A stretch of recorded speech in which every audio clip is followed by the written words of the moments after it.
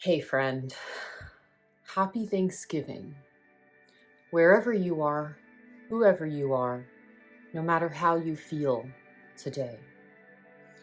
This video is for you if you are from a family especially, or a situation where you are alone today, or you have maybe agreed to be around people that maybe you don't really want to be with. Or maybe part of you wants to be with, but a lot of parts of you don't. Or you're having a challenging Thanksgiving holiday. Maybe you've lost loved ones that you wish were here. You're not having a perfect, picture-perfect Thanksgiving. Maybe you're caught up in self-comparisons, or just comparisons of maybe a Thanksgiving that once was, or a Thanksgiving that has never been. I feel you. Looking back on my life, I think of some Thanksgivings that I used to compare to ones that I wished I could have had, and now I think, oh, actually, that one was perfect with my chosen family of friends that I'm no longer in the same city or country with. This video is probably going to get a little more passionate as I get on the soapbox some more. The holidays, as we know, are really freaking hard for many of us. I'm not going to say most, I'm not going to go to some extreme here. I think it's difficult for many, many people. And there's all these expectations around the holidays. And maybe we even have dropped our expectations again and again with our family. And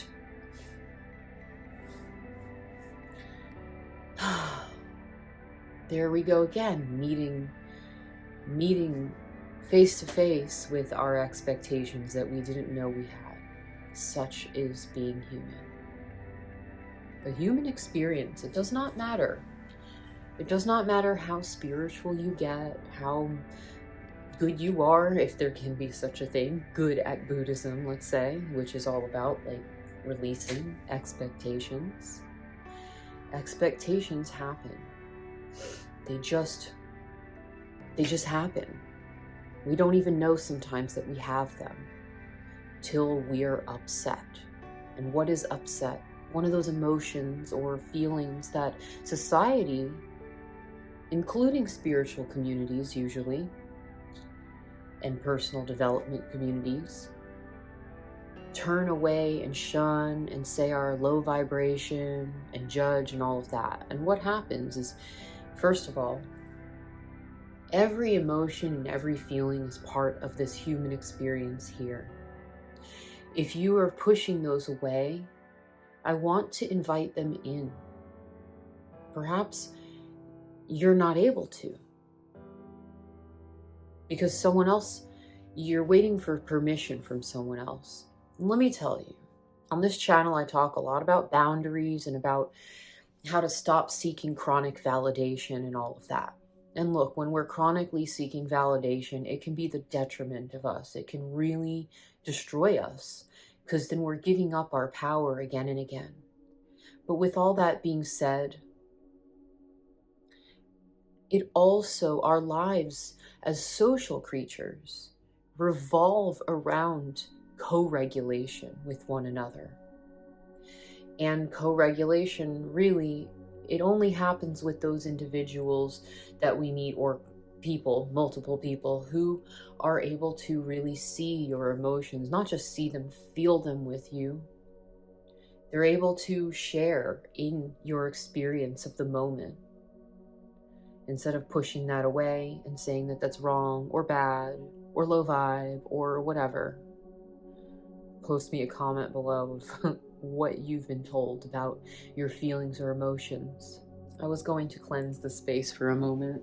The holidays can be hard, really hard, as we know. I'm gonna light this candle for us. Gratitude to the fire.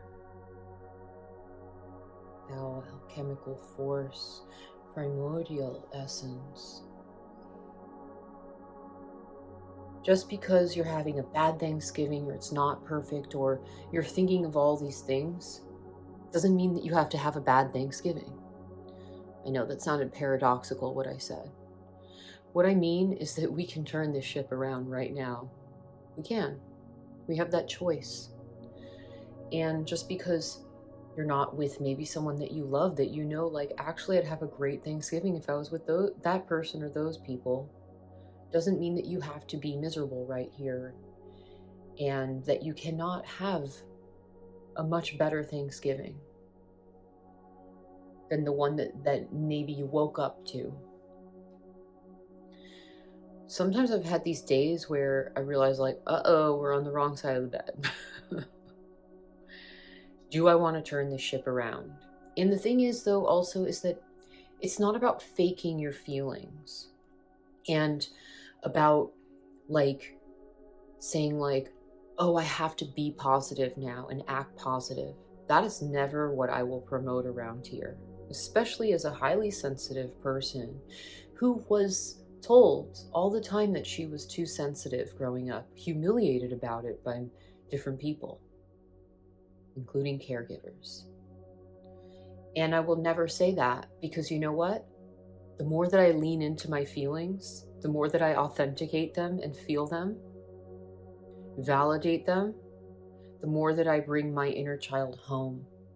That inner child who never felt home, couldn't feel home, apart from when there was something maybe abusive going on, as sad as that sounds. I'm going to put this up there. Maybe it's nice to just hold on to it, but it's going to start. I'll just hold it, actually. We'll have a vigil. We'll have a vigil for those in our lives that we've lost. When I was 14, my mother got cancer, and she passed on really quick within 6 months of the diagnosis. It was 6 days before Christmas. And it was so traumatic. It was so traumatic. I was already from a really traumatic home where there was always fighting going on, and I always wanted to be in this perfect family that I assumed everyone else was perfect, of course, which is not true, and we know that. But sometimes when we're really in the victim role, it's just a role, and it's okay. We get into it sometimes. When our ego is attached to that, we go deeply into comparisons, and we think everyone else has it better and all that. And hey, you know what? If you want to be thinking that and ruminating on that, you have every right to as well. You really do. And I don't say that with an air of condescension. I say that because I have roamed in those parts of the underworld again and again, and I still do sometimes. But the farther along that I go on my journey, the more I hold space for whatever is here. And really, that is what this is about. A lot of people want to promote controlling yourself, controlling your feelings and regulating them. And yes, emotional regulation is a thing. The more it really is, though, about sitting with them, or like being in them, embodying them, playing with those emotions even, feeling them instead of pushing them away. Then we actually become more and more regulated because we're becoming present. So the pain body, basically, it gets the light shined on it and disintegrates basically by presence. But that cannot be like forced. You can't be like, oh my God, I just need to heal and do this, and then it's going to go away. That's you pushing your feelings away again. Your feelings are welcome here. And yeah, we live in a world where not everybody even thinks of these things. We live in a world where a lot of people don't care about our feelings. and where we have to, sometimes we are suffering it out alone, unfortunately. One of my intentions for this channel is to welcome all parts of you. It's a realm where all parts are welcome. Well, I could rephrase that. Unless you're being abusive towards me, I never give you attention. I've had a couple of abusive comments right and left, and while I don't really believe in censorship, so I don't delete them, and I'd love to offer a safe space for everyone, it's a fantasy. And that's a harsh reality to accept, that we cannot control the outside. Shoot, sometimes we can't control the inside. As I'm saying about feelings, I don't want to freak you out with saying safety is an expensive illusion. What I'm saying is, well, it is, and it's a hard thing to accept, that we cannot control the outside. Sometimes we feel like we can't even control the inside, especially if we have what society calls mental health issues. I call them ailments because they affect not just the mind, but the body and the soul. It's that you have a choice. We have a choice to become the safe space within. And this takes time. It's a cultivation to own your center. If you've given away, take it back, reclaim it. Make sure that you give yourself that time for a safe space. And the more that you do that, the more present you are with yourself. No matter what you're going through, the more that you will become the safe space. That's what's happened to me. And no, I'm not perfect. But what it is about that I'm opening up to myself again and again. I'm opening up to all these parts of myself too. And like the Buddha said, it's like there's monkeys jumping up all around in our mind. There's so many parts of ourselves. Chattering the mind as well. The psyche is very split. It's part of consciousness. There's this fragmentation. But we hold on, we hold space for it. We get to choose to do that. The more present that we are with ourselves, the more integrated we are, which means that we are holding space more for all these parts. And that may seem crazy, but that is the way that it goes. That is the way it goes. I hope today that you will do something special for yourself, whatever that is that you enjoy, that nourishes your mind, body, and soul, that's holistic. Something that is for you, that you really enjoy. And that may look different from what it is like for the next person, because we're all bio-individual. We have bio-individual needs. Maybe today you're missing this loved one, or you're missing the family that you never had. Everyone's story is a little bit different. I grew up in that home, and it was always one trauma thing after the next, and something abusive. And then, of course, I ended up in an abusive relationship when I was 22. And now that I think of it, I haven't thought of this in years, we did the engagement party on Thanksgiving. I forgot about that it was on Thanksgiving. And I had this fantasy in my head that I was gonna have, like, finally create the family that I always wanted, and it was gonna be perfect. And I was still high on limerence, even though things had already been abusive well before then, since the first week that I was with that person. I'm grateful to my former selves who put in all the work to get me where I'm at today in my healing. I'm grateful to them every day for walking on that path, the path I stand on now, for carving it out and putting in the reps. because I'm reaping the benefits today. And one of the things I've learned again and again, I learn this on the daily, is that there really is no perfect. It is an illusion. It's a fantasy as well.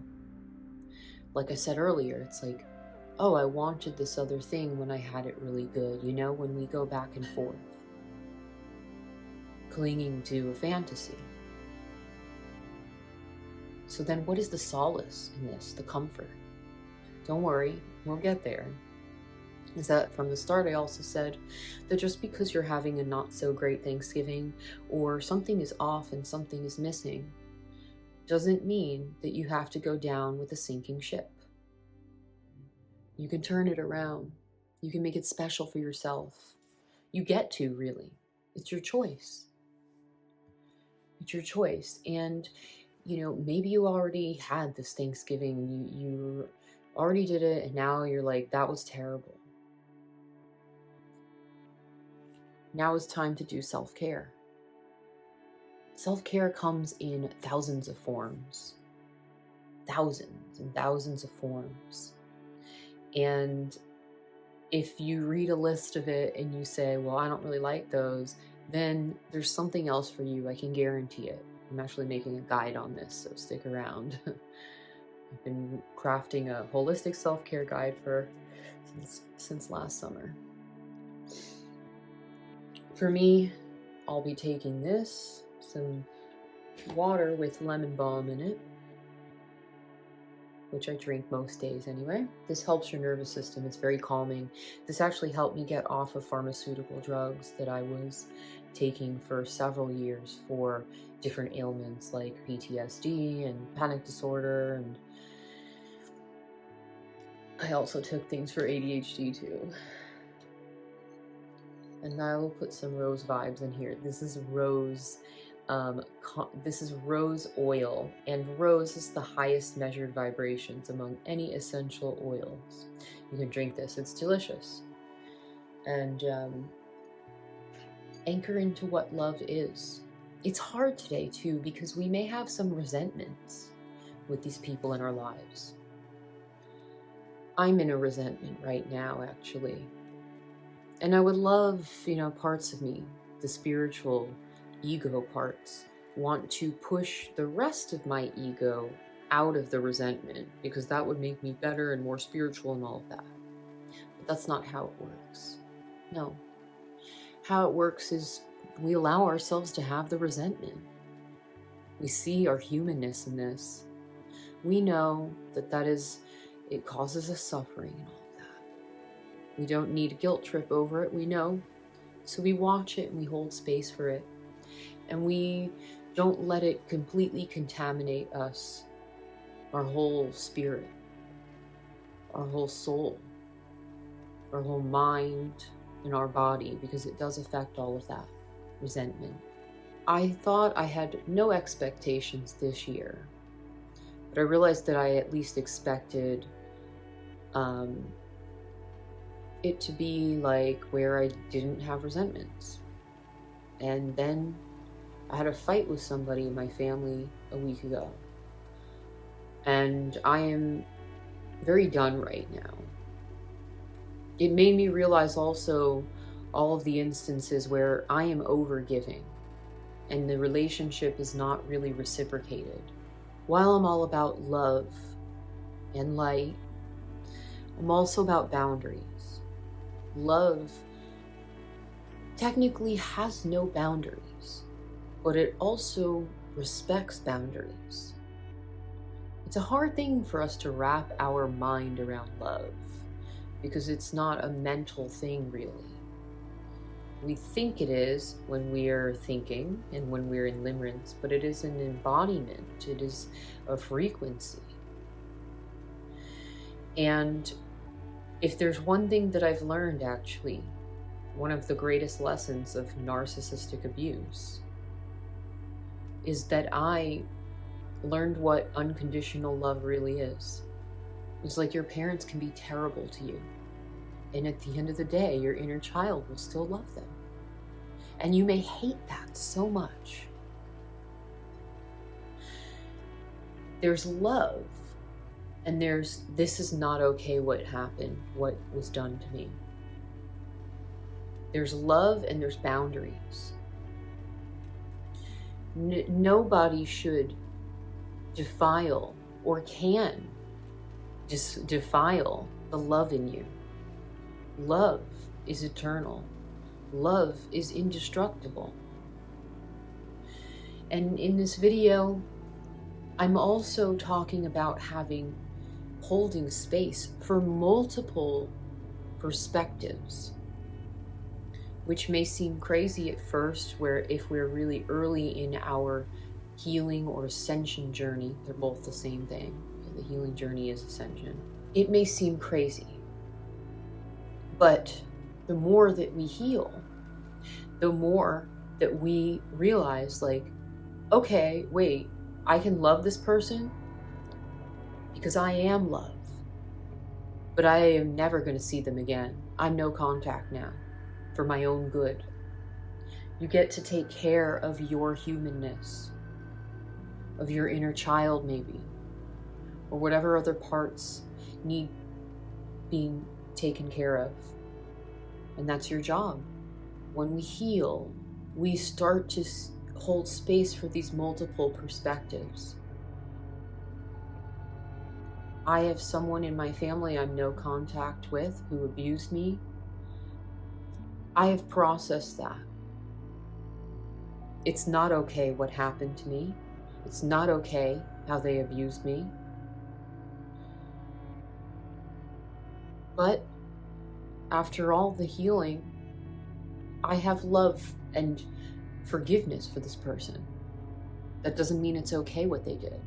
See, our ego will take that and it will say that it means that it's approving, but that's not what forgiveness is. It's not. It means I'm going to move on. I'm going to let go of this pain and resentment.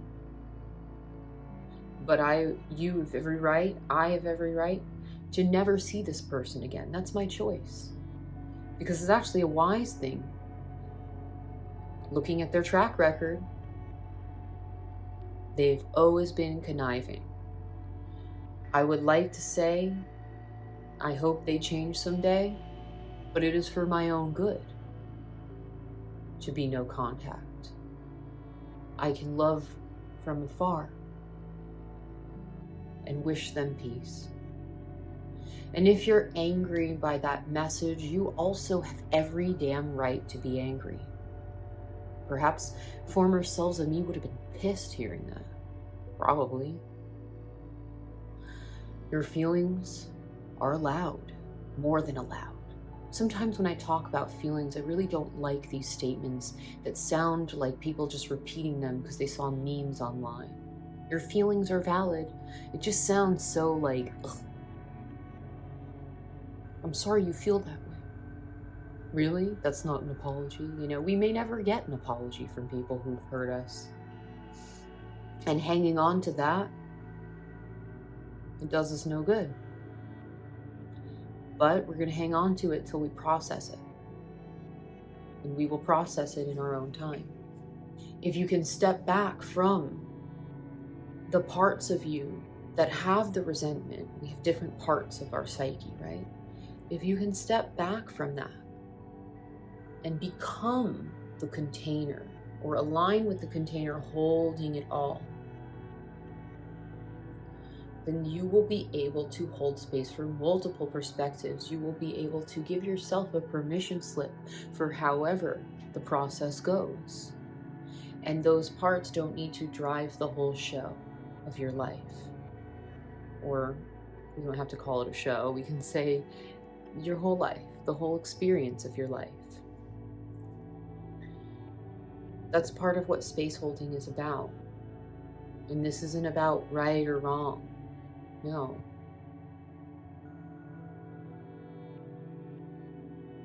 And when we are stepping back from all the different perspectives more and more, that's where we start to develop more understanding, because we're not clinging to one perspective. We're not committing to one, but we are committing to holding space for it. We're committing to presence. Holding space involves presence. I also must say that forgiveness cannot be forced. And anyone who's guilt-tripped you, religion or other people, maybe even condescended you about this, that you should forgive or any of this, they just don't understand. Forgiveness cannot be forced. It is a byproduct of healing. It unfolds naturally. And as Mark Twain said it, forgiveness is the fragrance that the violet sheds on the heel that has crushed it. This is really what it feels like for me. Once all weapons, either turned outwardly or self-inflicted, have been put down. Once the barriers that block us from love dissolve. As Rumi said, your task is not to seek for love, but merely to seek and find all the barriers within yourself that you have built against it. Just find them. Just find them. Just see them. Just hold space for them. Allow them. Allow them. It's when we keep resisting and pushing away at something that it persists. It wants to be seen. It doesn't want to be denied. All these feelings, these really emotions that get locked in us, that get locked in the past. It's like a child that needs to be seen, but is being denied. Can you welcome in your inner child today with open arms?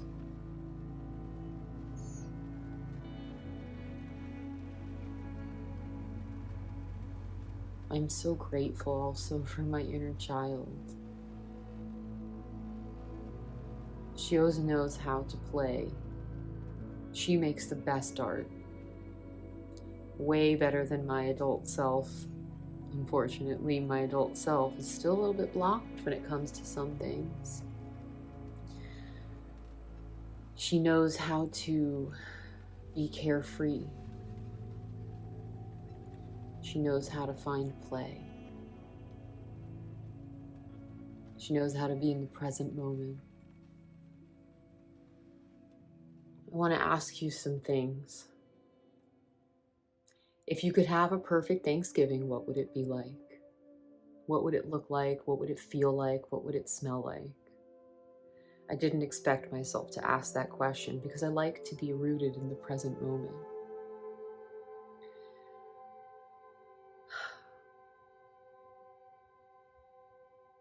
I'll be really brutally honest. It's not going to be the one I'm having tomorrow, or when you watch this, it may be today that I'm posting. I'm going to post this tonight, on the eve of Thanksgiving, or as soon as I upload and edit. My perfect one, if I really go to the root of it, I don't even know if I'm destined to have children, but it's like there are children around on it. And there's such good food. It's all organic, and it's all just like so gourmet and made with so much love. And there's just so much sharing around and laughter. Everyone's just jovial, and there's a fire going. There's a fire going.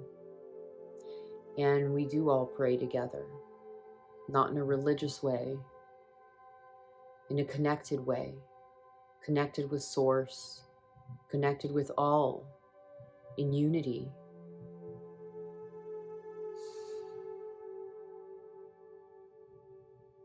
It's so basic and so simple, isn't it? Some of our dreams.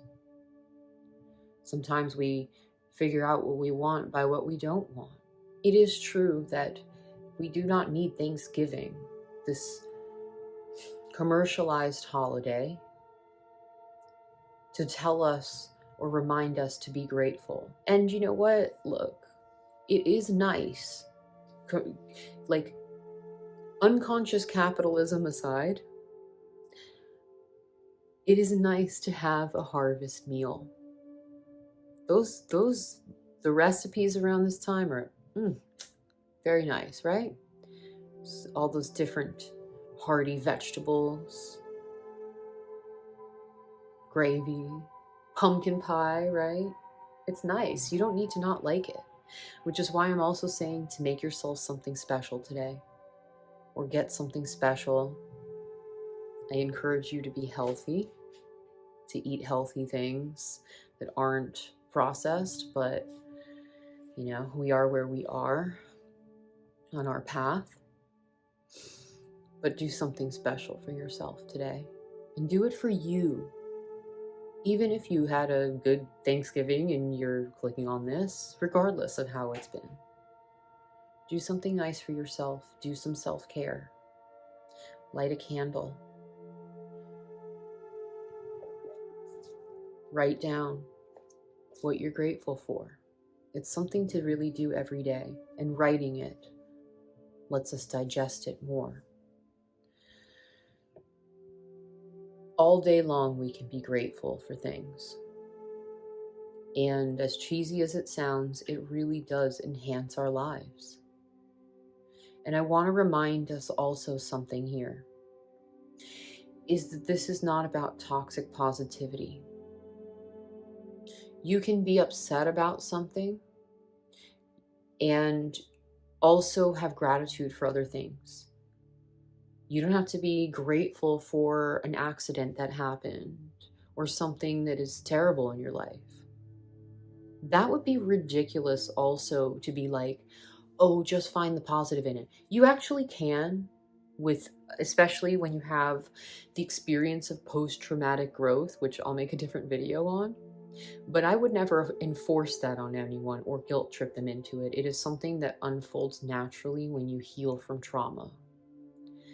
But with that being said, you can be upset about something while also having genuine gratitude for other things. And this, once again, my friend, is how we are capable of holding on to different nuances, of allowing for different nuances in our lives. We don't need to get wrapped up into one. And it may seem crazy. Oh my God, I have all these parts of myself, and one part hates this person in my family, and I don't want to be there on Thanksgiving, and this is toxic, and blah, blah, blah. And I wish this person was still alive, or I wish I was millions of miles away or on another planet. Or I wish that it was that Christmas. We're on Thanksgiving. I wish it was that Thanksgiving 7 years ago in South Korea with all my friends, where one of them was taking forever to cook, and the rest of us were like, when can we eat? When can we eat? And our friend was like, hold your stomachs. And so we were like tag teaming, distracting this friend and sneaking bites here and there. It was pretty funny. And we waited so long. The meal was incredible. But Dad, which we called our friend, we had a dad and a mom in the group. It was funny, in my group of friends. He took so long that we were all kind of drunk. By midnight, we were eating.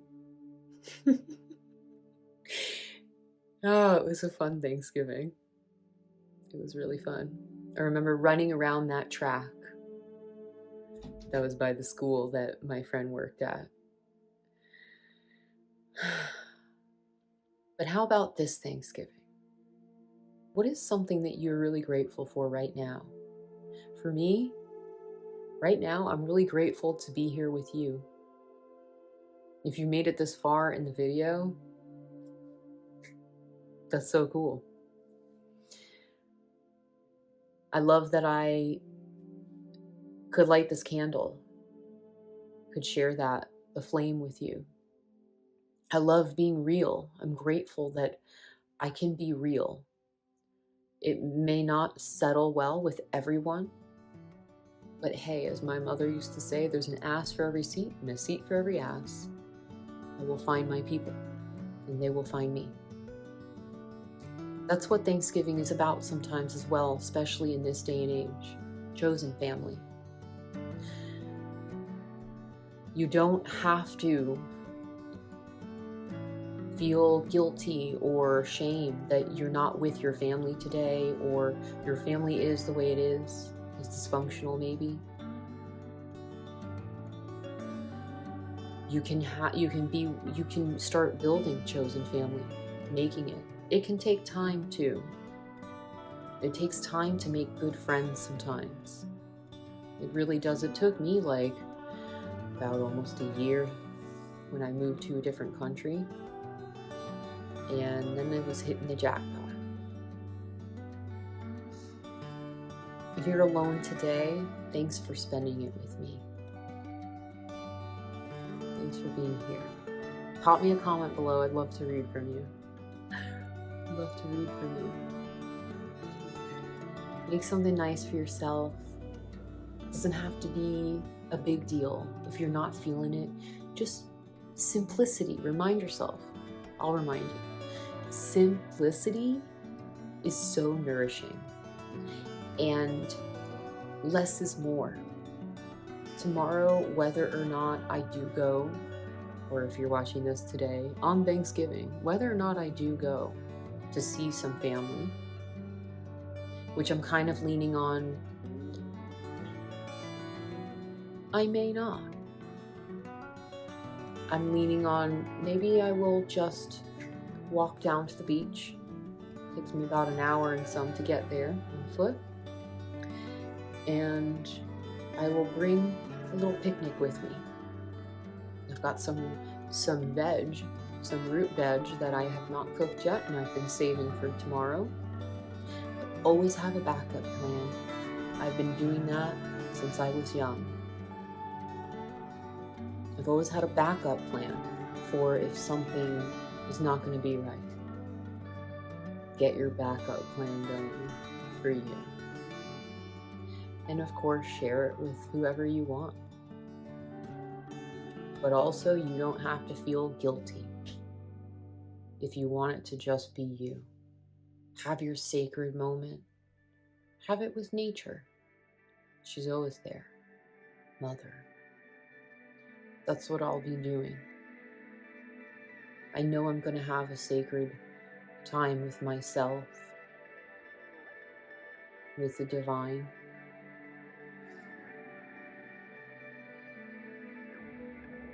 I'm grateful for my life. I'm grateful for my mother who gave me life. I'm grateful for this planet, for this earth. It's beautiful. I've gotten to travel so much of it. I'm grateful for my orchid that's up on my windowsill. I am grateful for the different communities that I'm in, that I'm an artist and I'm a creator, for the food that I get to eat and the water that I get to drink, for my body, for my legs and feet that get me from A to B to C, or my lungs that let me breathe, for my heart that beats, that pumps, that resonates. Love, love, love. For the ocean, for the forest, for the desert, for the moon, for water, fire, air, earth, ether. For my guides who have taught me and guided me so well. For Julia Cameron, who helped reconnect me with not just my inner child, but my divinity and my connection to Source. And regardless how the day is, I'm going to hold space for whatever is here. Thanks for joining me. If you like this video, give it a thumbs up. It helps the channel, helps others find it. If you want to stay connected, subscribe. And I'll see you next time. Mwah.